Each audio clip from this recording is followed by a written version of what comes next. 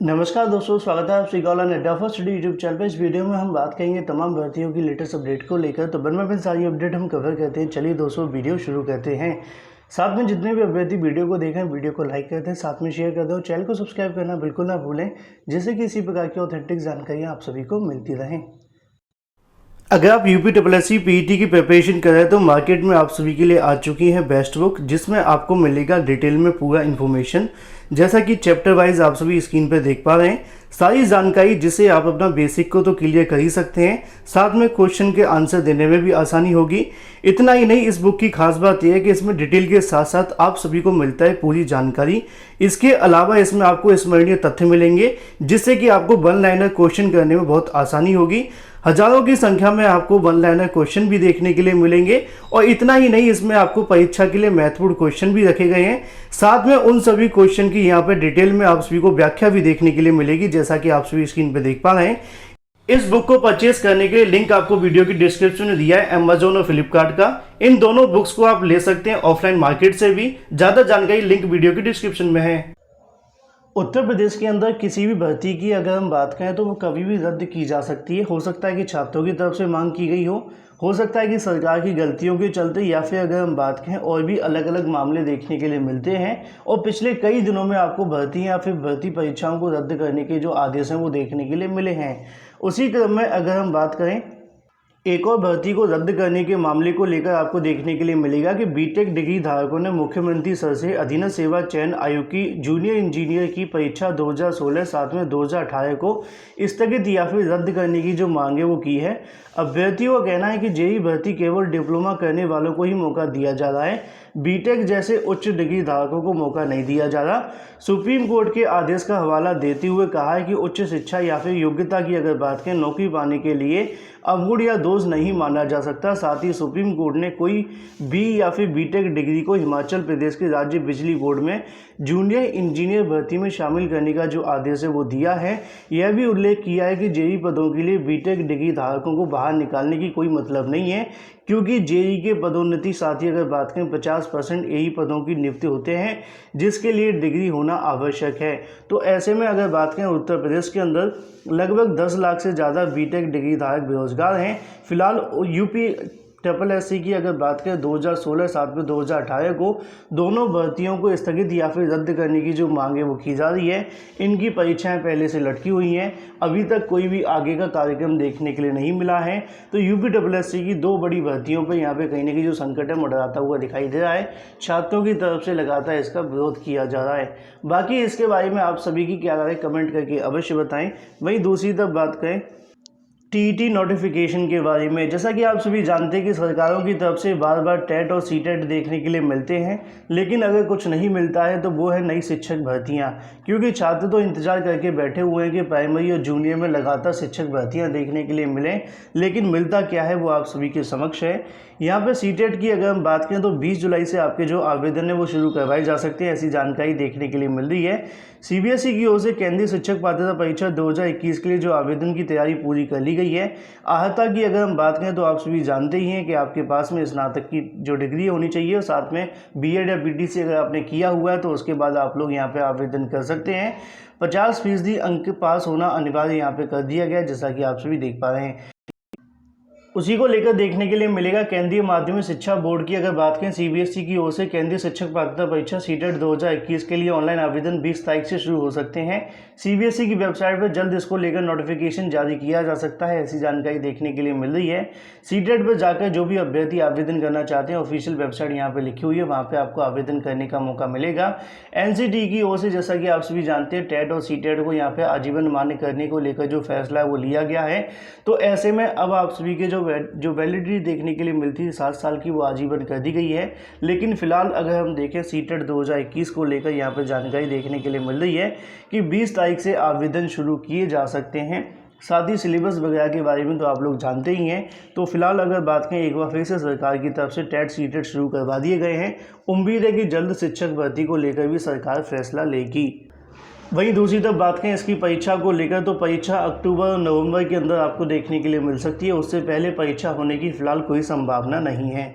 वहीं दूसरी तरफ बात करें अपनी अगली अपडेट को लेकर, जो कि संबंधित है, अगर हम बात करें टीजीटी पीजीटी 2021 की परीक्षा के बारे में। जैसा कि आप सभी जानते हैं कि टीजीटी पीजीटी परीक्षा को लेकर लगातार विवाद का विषय जारी है और विवाद देखने के लिए मिल रहा है चयन बोर्ड के फैसले को लेकर, जिसमें उनकी तरफ से कहा गया कि परीक्षा को जनपद स्तर पर आयोजन करवाया जाएगा। तो आज की तारीख में बड़ा फैसला आपको देखने के लिए मिल सकता है टीजीटी पीजीटी को लेकर, जहाँ पे इस परीक्षा को जनपद स्तर पर न कराते हुए मंडल स्तर पर कराए जाने की जो मांग है वो की जाएगी। लगातार तमाम छात्रों की तरफ से इसका जो विरोध है वो किया जा रहा था। आज की तारीख में सुबह 11 बजे छात्रों की तरफ से मुलाकात की जाएगी चेयरमैन के साथ और यहाँ पे प्रदर्शन देखने के लिए मिलेगा, जो कि आप सभी देख पाएँ, जहाँ पे अभ्यर्थियों कहना है कि अब ऐसे में इसके जो सेंटर बनाए जाएं वो जनपद स्तर पर ना बनाकर मंडल स्तर पर देखने के लिए मिले, जिससे कि यहाँ पे अभ्यर्थी को नुकसान किसी प्रकार का नहीं होना चाहिए।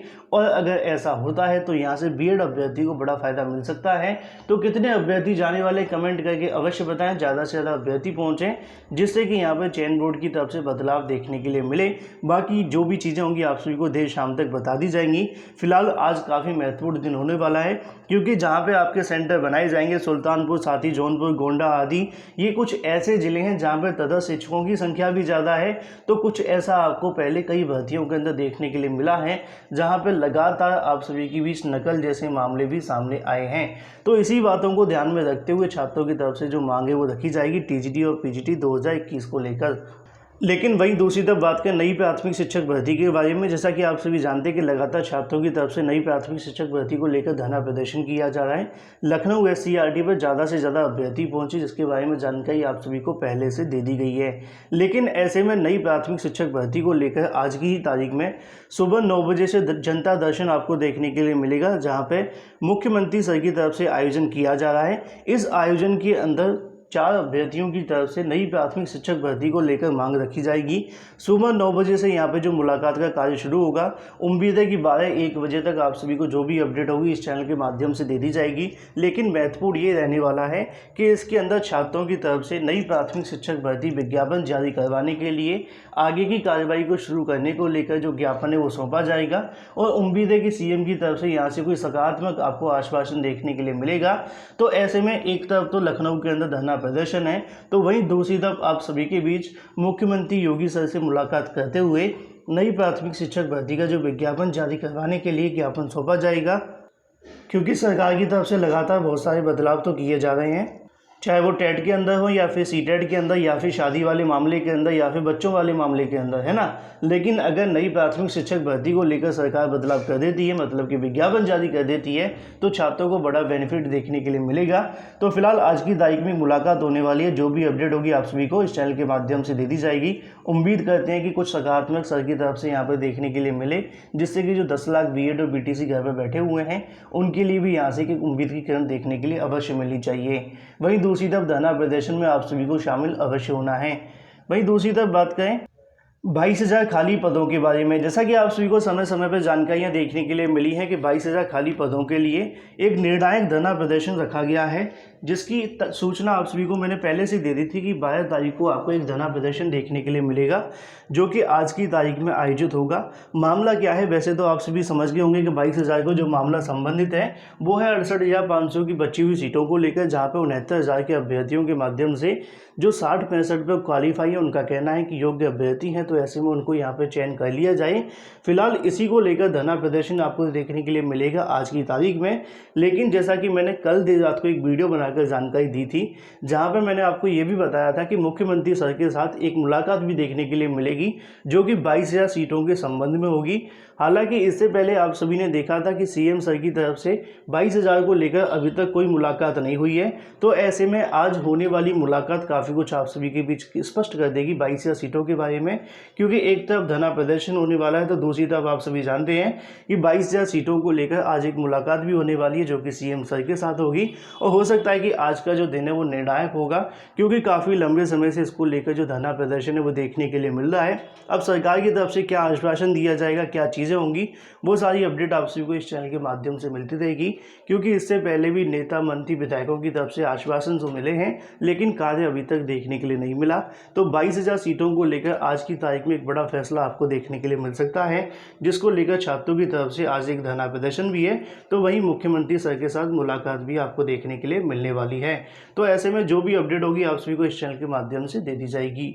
लेकिन वही दूसरी तरफ बात करें यूपीएससी पीईटी के बारे में। जैसा कि आप सभी जानते हैं कि पीईटी परीक्षा का आयोजन 20 अगस्त को आपको देखने के लिए मिलेगा। अब ऐसे में चेयरमैन की तरफ से इसकी तारीखों की घोषणा पहले से कर दी गई है, लेकिन बहुत सारे छात्रों के मन में सवाल है कि इसका कट ऑफ कितना रह सकता है। एक वीडियो मैंने आप सभी के बीच पहले भी बनाया था, जहां पर समाचार पत्रों के माध्यम से बताया गया था कि जो कट ऑफ है लगभग 65 से लेकर मतलब कि 65 से 75 के समथिंग उन्होंने बताया था।